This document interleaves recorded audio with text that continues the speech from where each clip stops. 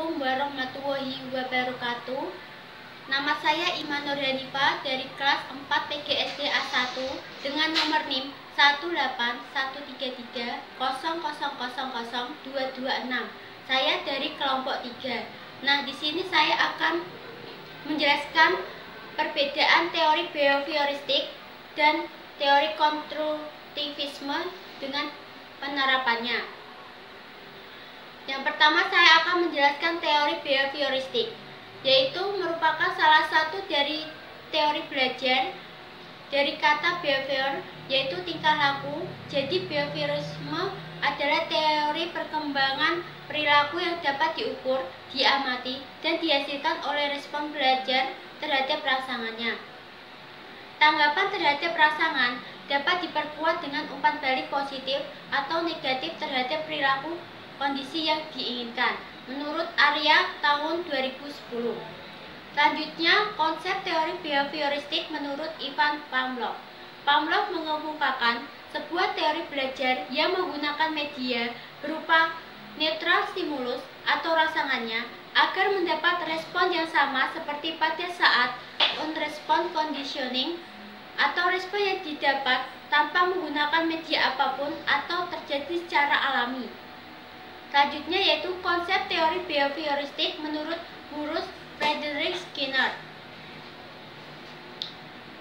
bahwa ada hubungan antara perilaku dan konsekuen yang mengikutinya. Misalnya, jika seorang menghasilkan konsekuen yang menyenangkan, maka ia akan lebih sering melakukan perilaku tersebut, lebih sering lagi, dan bahkan dia ingin mengulang-ulangnya.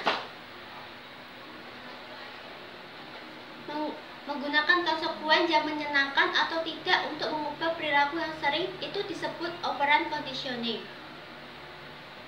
Selanjutnya itu konsep teori behavioristik menurut Albert Bandura. Albert cukup terkenal dalam dunia psikolog pendidikan, terutama dengan teori pembelajaran sosial, yaitu konsep dalam teori behavioristik dan menekankan komponen kognitif, pikiran, pemahaman, dan evaluasi. Selanjutnya yaitu aplikasi teori behavioristik pada pembelajaran.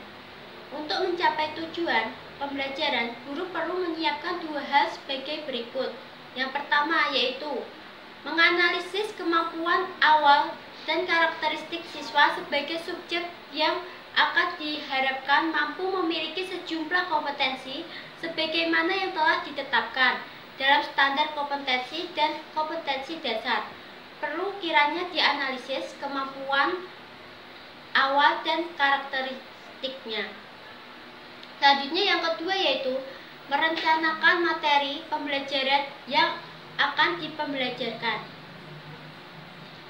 Selanjutnya saya akan menjelaskan tentang teori konstruktivisme.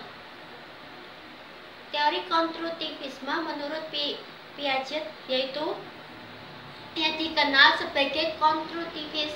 Pertama, menegaskan teori konstruktivisme merupakan proses untuk menemukan teori atau pengetahuan yang dibangun dari realitas lapangan. Peran guru dalam teori ini yaitu yang pertama, guru sebagai moderator, dan yang kedua, guru sebagai fasilitator. Proses mengkonstruksi menurut Jean Piaget yaitu adalah sebagai berikut. Yang pertama, skemata. Yang kedua, asimilasi. Yang ketiga, akomodasi. Dan yang keempat, keseimbangan atau ekuilibrasi. Selanjutnya itu penerapan teori konstruktivisme di sekolah dasar. Yang pertama, di kelas mencoba tidak memberitahu peserta didik mengenai rencana pembelajaran atau jawaban. Singkatnya, peserta didik diberi tantangan berupa permasalahan yang mungkin menarik minat mereka.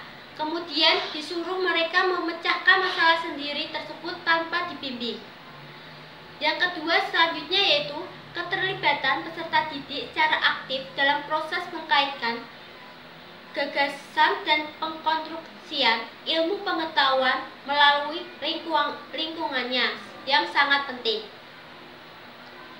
Sekian pembahasan dari saya. Kurang lebihnya saya minta maaf jika ada kesalahan kata. Wassalamualaikum warahmatullahi wabarakatuh. Terima kasih.